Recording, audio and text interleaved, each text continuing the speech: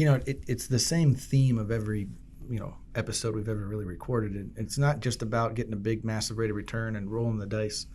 It's about how to do it the right way, controlled, and mitigating that risk. So if you can partner yourself with someone who could help you mitigate risk that you don't even know exists, it's priceless. It's literally priceless. So yeah, I love the idea. It's a specific market, but I also believe that when you can hone in one specific market and be the best in that market, that's how you explode. Agreed.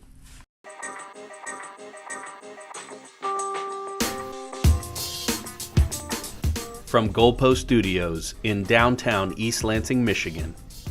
Hello and welcome to the Earn More, Keep More show, where it's our job to give you tips, tricks, and strategies to earn more and keep more.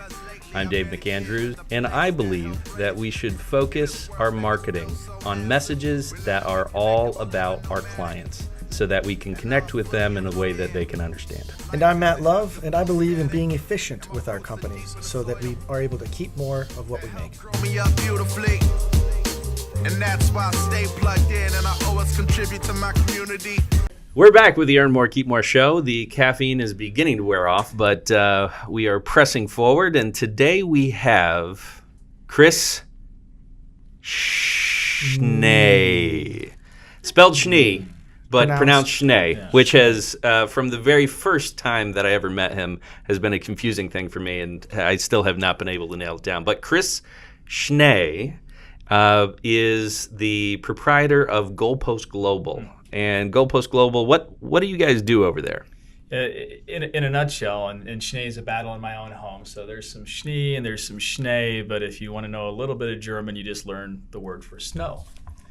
So there you go. Goalpost Global, we're an organization that specializes in helping companies take not only a step, but successful steps into the international market, diversifying their revenue streams, doing it with a plan, having resources prepared in advance of those needs, avoiding pitfalls that'll strip back all the success that you've just hard-fought won, and then more importantly, beyond getting there is growing that, is scaling that and making that a strong, call it somewhere between 30, 40, 50% contribution to the net income of a business. And I think this is a pretty interesting topic for a lot of the entrepreneurs out there, because I think a lot of people understand that there is huge opportunity in the international market, but they are either scared to death to try, or they have tried and got their head handed to them. Yeah. So it's pretty interesting to have someone with your perspective and your experience to kind of come alongside and hold a group by the hand in order to navigate those waters. So tell us a little bit about just your own personal experience and story. Where did you get some of the lessons that now you're teaching? Yeah, so the start of my personal experience was with an organization in the South, in Memphis, Tennessee, with a medical device. We were a small startup, less than 30 people. Really, we're starting to pick up scale in the United States market. We're moving from the kind of typical progression of a 1099 sales agent to regional distribution to national distribution to a direct sales force. And then realized one morning that half the world's revenue isn't in the United States. And that holds largely true, if not even more so, for markets outside of medical device. So the first few years, Dave, you mentioned, is that kind of on-the-job experience is pushing into these markets and determining how do you figure out relative priority. Which markets do you want to be in? Not every market, but the ones that have the highest return. Which ones have the lowest barriers of entry? And so you don't just start with, I want to sell to the world. You can, but that's where you get your head handed to you. Might not be efficient. Yeah. No, it's a big world. Lacks efficiency. It's a big world, as it turns out. So, prioritization, understanding market entry barriers, what are the competitive forces, and then kind of force ranking those and determining how do you get there quickly, how do you spend the least amount of money, how do you find, vet, court, and close distribution, and then how do you get them to grow? Because more than signing agreements, you have to be able to get them to produce results. So that sounds like a lot of stuff. We could spend a moment or two talking about it. Yeah. Why don't we address the folks who have grown, they've gotten to a decent size, similar to the story about that first company that you were with. They've gotten to a decent size. They're doing fairly well, so they have the ability to spend a little bit of money on going the direction of producing international sales. What's kind of step one? What do you want them to be thinking about in order to really make that first step and make it a confident one instead of afraid they're going to get their feet eaten off by piranhas? Yeah, I think the first step really is to say no to trying to do it all, to the proverbial boil the ocean or go to all the markets. Is so many small businesses, when they find their, call it inner confidence, oftentimes a little misplaced, just start pushing into the market without a sufficient plan on how to map the returns, rank the countries, and actually have a process and a plan to engage them in a professional way. So it's really to slow down and to do it with thought and preparation, because that's going to provide significant dividends versus pressing into markets, proverbial 2 steps forward, 1 step back. So number one, start with a plan. Start with a plan. Start with a plan and look at the world with an understanding that every different country has at least a market. It may be several different sub-markets within a country, and understand that you need to decide where's the right first step. Because I think that there are a lot of entrepreneurs who have tried international sales, failed miserably, and ejected and kind of retreated home with their tail between their legs. How can we make sure that the folks who maybe have tried something, how do we kind of refocus those efforts? And maybe it sounds like they might just be in the wrong place. So one of the things I see happen most often is pressing into a market that a friend has said, or the market size is big, like a China's big, like a China. I want to sell stuff to China. But not realizing that there's no regulations in China. There's right? only one, or that 1,000 somewhere in there.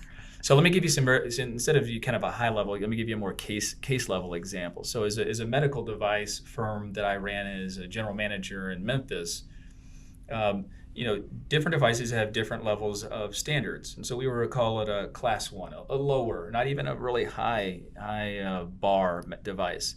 But looking at the hemispheres of Europe, of a Middle East, of an Asia, of a South Americas, you immediately need to see which ones are going to put the most onus just to get an approval to sell there.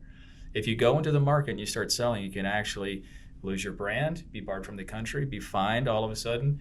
You don't get to come there and sell successfully.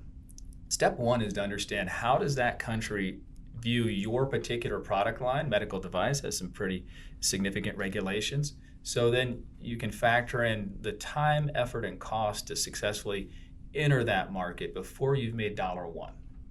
So step one, actually understand how the market views your product. Step two, now let's look at the market opportunity size.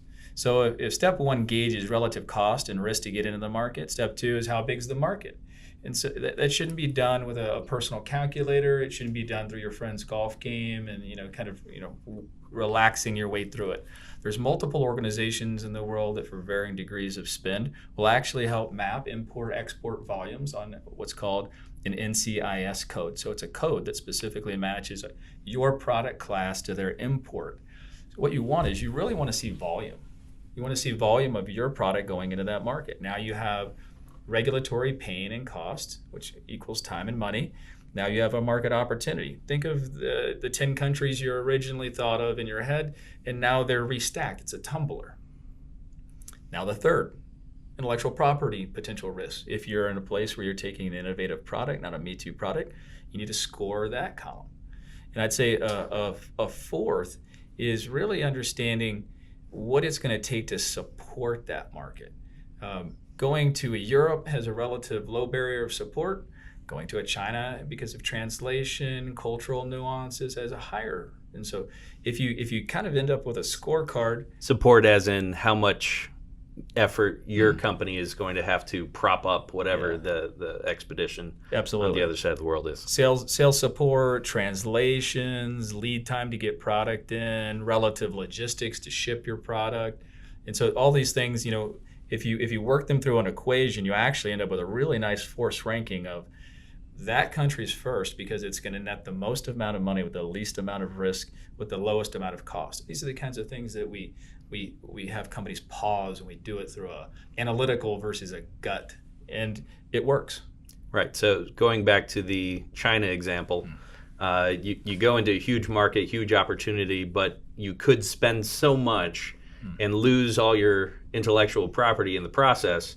And now you may be able to generate sales there. But at the end of the day, our show is earn more, keep more. So you had the opportunity to earn a bunch, but how much are you actually exiting with because of all of the additional burdens that are put on top of it? Yeah, and I'll press into the place that we all want, which is the success of entering a market. So say you don't work that plan, you really don't understand the landscape of what you're walking into. One of the most common places for a landmine to form for a small company going international is actually to start getting some success. Because you're in a market that's starting to generate revenue, but you could be doing that at the expense of certifications, regulations, and more importantly, you could sign a contract with a distributor that now has you very much over a barrel, meaning that you have given away your rights to even own your product in that market, and you may have signed away your ability to actually divorce them if they're underperforming. So early successes actually drag new companies there more deeply, but they're entering into places with greater and greater danger because they didn't know what to navigate, what to negotiate, or what to expect. I'm taking notes. I'm trying to understand this from a value perspective. And what it seems like you do is that you do the analysis, so if I had an idea of 3 or 4 different markets I'd want to go into based on a gut feeling, we could run that idea through an analysis, and then you could tell me quantifiably which one might work better than the other. Absolutely. At the end of the day, it's not about the number necessarily, but that really gives you a really strong starting point. That's a good way to put it, Matt. And we go further and deeper depending on your organizational know-how and temperament. So step 1, you framed it really well, which is understand not all the markets, but what are the best markets that are going to return the most for the least amount of risk and cost. So that is a hard deliverable. The second is now we need to arm you with the templates, the resources, and the tools to find, vet, court, and close distribution channels that are actually going to take you into those markets.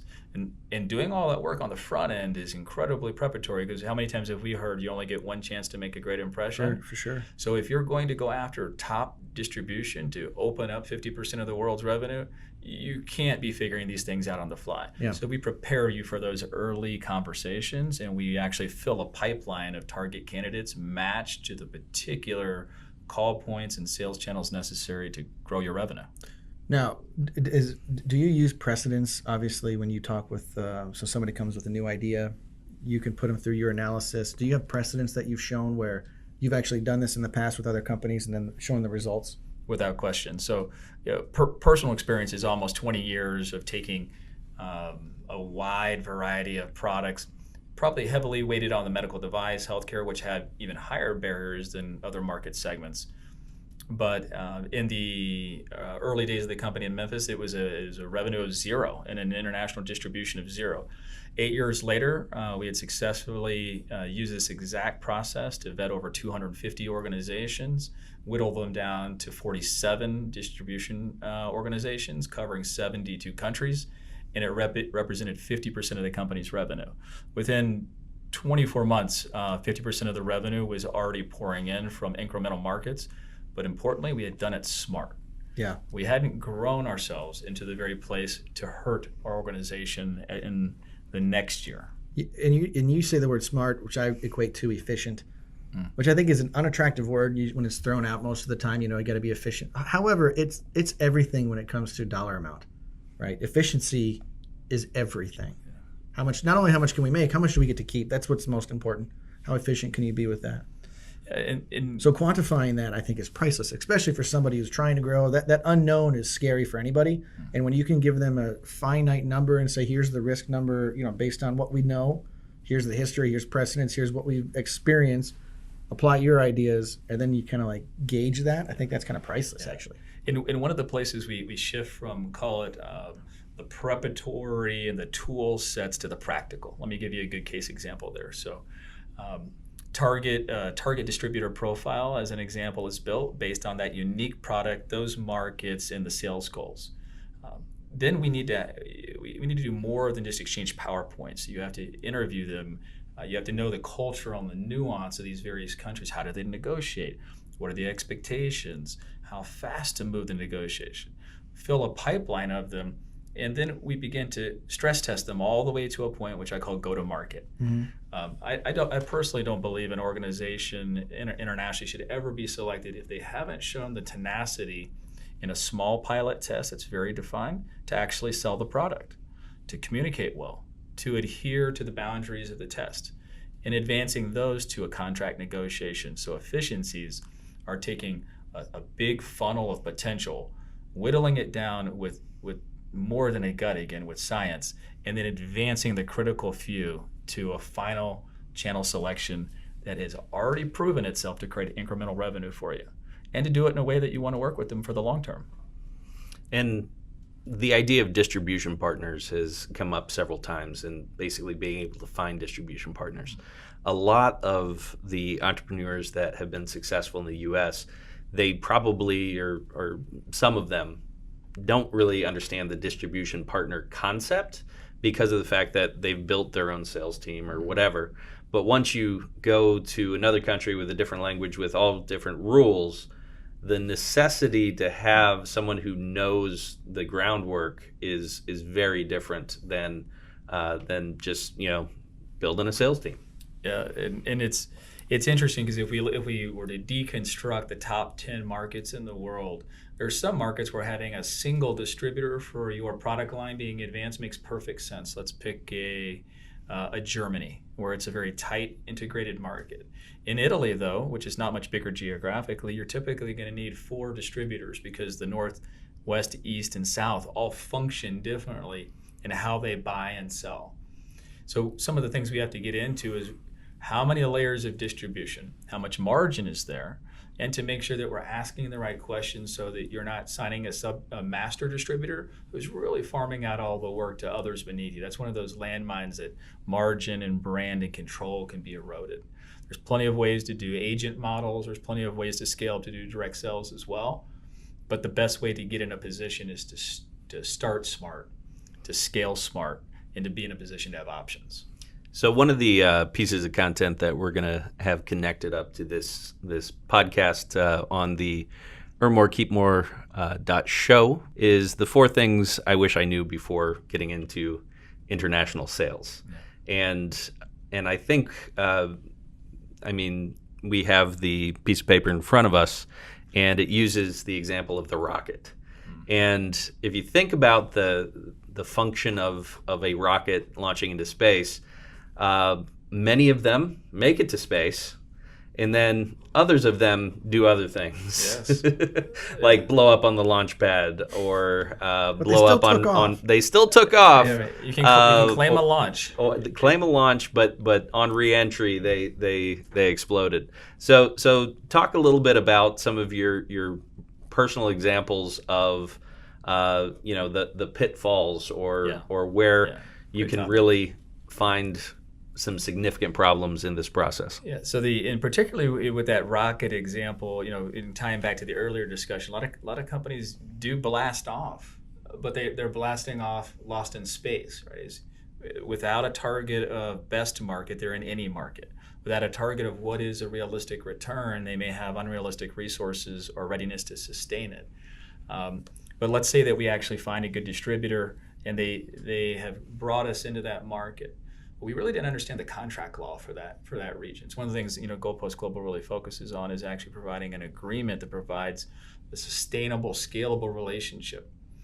very specific example, back to a medical device type point. Medical devices have a bit of regulation for you to be able to enter a market and start selling. They're not a toaster, so or a fancy toaster at least. Distributor actually agrees to start selling for you. And they actually make a wonderful proposition. They say that the regulatory fees and the burden of getting that device approved to start selling in the country, they're gonna take that on for you. It's fantastic. As a small organization, you want to offset some costs. And you sign this little one-page document called a letter of intent. That letter of intent in most countries is considering a binding legal form. And you can no longer get away from this distributor if they underperform, don't hit their minimum sales targets that you might have forgotten to negotiate on the front end. Wait a second. A letter of intent is a marriage contract? In most of the Gulf Coast continuum, which we would call the Middle East, that little one-page document is considered a contract. So if you want to break up, unfortunately, you need to find a better partner. That distributor can say, you're going to pay me any price tag I want you to pay me, or they won't release it back to you. What the end pain could mean is that you have to re-register your product. Beyond the expense, can you imagine having grown a market and then being taken out of it for another year? The revenue hit, the brand hit, it's not something you want to trifle with. Going there with a plan, but going there with knowledge secures growth, and growth that you can scale upon.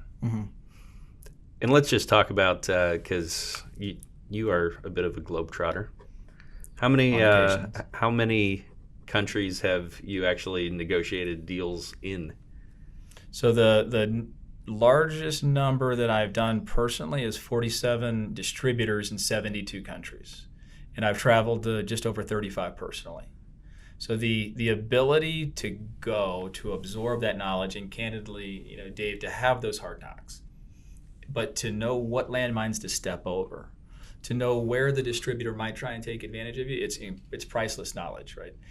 Without having stepped on a few landmines, I wouldn't have the Goalpost Global organization that we do now to prepare other companies to avoid them, to do it smart, to grow, to scale, and to sustain that. So, recurring theme, if you can learn from the mistakes of others without making them yourself, it's much less painful. So It's priceless. Really going into kind of the four things I wish I knew, give us a story of one of those things that you learned the hard way. So I'll actually press onto the four. So we've talked a little bit about great targeting, where to go. We've talked about being prepared with the courtship tools, the processes, the systems before you engage to make that first impression. We've talked a bit about actually finding, vetting, courting, and pushing through a real-world test, not just a PowerPoint version of reality. So now we have a signed distributor. They've gone through that process. How do we scale them? How do we grow them? Right? So now let's use some of the little-known assets of the U.S. government. So the U.S. government has a really beautiful set of programs. I call it the best use of my tax dollars. Hey! Normally on this show we talk about the government and how they don't use our tax dollars very efficiently. So it's good. I would agree. It's good to hear that we finally have a place where we can tout. This is the one branch. I can't speak of all the branches, but I can speak of the This one is the branch that we know of, Yeah. providing good value to the American entrepreneur. Yeah. So as we're starting up a new channel, and let's pick Kuwait, and I'll explain why Kuwait's a funny story for me personally here in a moment. And so in the first year, we're driving initial sales. We want happy customers. We want them to reorder. But we also want those distributors to begin focusing on us. It's a mind share war. Those channels need to pay more attention to our product. We're not their only product. So we use the U.S. Commercial Services. Now, you have to know how to use them. You need to know how to execute what I'm about to say. Otherwise, again, it's a great resource that's made a little squirrely. But one of the things that I'm teaching the distributor to do is in the first 3 months after we launch, now we're doing this giant coming out party. The U.S. government has a very low price tag to do this, and we can basically launch our product line to the entire country, have media, have top decision makers, and it's completely underutilized. So if you want to create not a campaign for sales, but if you want to create a country of early opportunity, this is one of those things where doing it for the better part of 20 years, you learn how to leverage and find these assets, how to have the distributor agree to stand behind it, and when to do it. When's the right time to play that card? So the government will throw a in-country coming out party for you? Only the U.S. government. Fantastic. Your tax dollars hard at Our work. tax dollars hard at work. I'm excited. They're doing something. Yet another one I didn't know existed. Thank you. So in a couple of countries we did that. We did this VIP event. It's called a single company promotion. Has to be organized well, has to be timed well. And we had heads of state, we had the media, we had key decision makers from the entire region. And it created, think of third year sales being brought into the first year. So how to do this, how to scale, but then as an organization we have to be ready. Is what are the tools that the sales team needs? What are the demonstration processes? How do we leverage that? Because there's nothing worse than creating a wave of opportunity and not capitalizing on it. So how do people take advantage of your services? What do your services, what's the package kind of look like? At the beginning, it's just us being good listeners. Mm-hmm. Right? It's really important for Gold Plus Global to understand your goals. Is it go international to grow? Is that for a few years? Is it to create an endpoint to sell the company with a major inflection point of new incremental revenue? Is it to box out and make sure that competition isn't getting a foothold? Because if you're not in those markets, your competition is. At the beginning, we need to know you. So then we go through a discovery process. We really deconstruct your unique differential and your product lines, what's working well here, what's not. Assess all of your current resources, marketing, training, tool sets that would allow us to arm another channel, and then we go into a building mode. So with an agreement with Gold Plus Global, we begin to build out that scorecard. We build out those resources and templates using, I would call it a 70-30. We're going to bring our very best resources and experience to bear, but we have to customize that with 30% of your knowledge. If we're going to go further, we'll actually help you find and vet and take all the way through go-to-market testing, qualified candidates to expand into these markets. And then we'll lay out anywhere from 6 to 18 months of how to scale that and grow. So beyond handing a bunch of theory, we're going to hand very practical, actionable knowledge, and we can even help you execute that, which many of our clients take us up on. Very interesting. And once again, 4 things I wish I knew before diving into international sales will be up on the website, earnmorekeepmore.show. If you want to learn more about Gold Plus Global, you can check out goldpostglobal.com. You don't know what you don't know. It's the same theme of every episode we've ever really recorded. And it's not just about getting a big, massive rate of return and rolling the dice. It's about how to do it the right way, controlled, and mitigating that risk. So if you can partner yourself with someone who could help you mitigate risk that you don't even know exists, I mean, it's priceless. It's literally priceless. So yeah, I love the idea. It's a specific market, but I also believe that when you can hone in one specific market and be the best in that market, that's how you explode. Agreed. And even if you are not looking to go internationally quite yet, just understanding the value of the process and kind of the understanding of the steps that you're kind of getting into to explain how to go after it, that's the same way that people really should be starting to evaluate how they go about their domestic process as well. Agreed. If you bring that level of sophistication and planning to what you're doing in the U.S., or even if you're in one county, if you're in one county, you can still take some of the principles of this lesson by really focusing in on your process, making sure that all your contracts are in place, all of the insurances are in place, all of these things are where you need them to be in order to make sure that you don't get your head handed to you on the back end. And I can't imagine these 4 things not helping. Even if you're not really trying to get into the international sales, it could really be like a checklist or a grades sheet of how you're currently doing. You could run your own system through these 4 things. Yeah. Oftentimes our clients that start with an international program, immediately want us to assess your United States operations. For sure. And in the simplest way, beyond the very tangible that we bring, I think organizationally we also convert FUD, fear, uncertainty, and doubt, to confidence. Sometimes that confidence is let's go. Oh, I love Are we doing a the hashtag? Yeah. I think Hashtag I'm FUD. Hashtag FUD. we haven't done a hashtag for a couple episodes, Yeah. so hashtag FUD. FUD to confidence. And sometimes What's FUD again? fear, uncertainty, and doubt. Fear, uncertainty, and doubt. Here's the takeaway. Dismantling that to the confidence to either act or not act. Yeah. Decision. Yeah, and then to kind of rip apart the age-old adage that says if everything's important, nothing is. Yeah. Do what you're going to do purposefully, do it well, make it systematic, scale that, and then take the returns from that and apply it to the next place where you can repeat.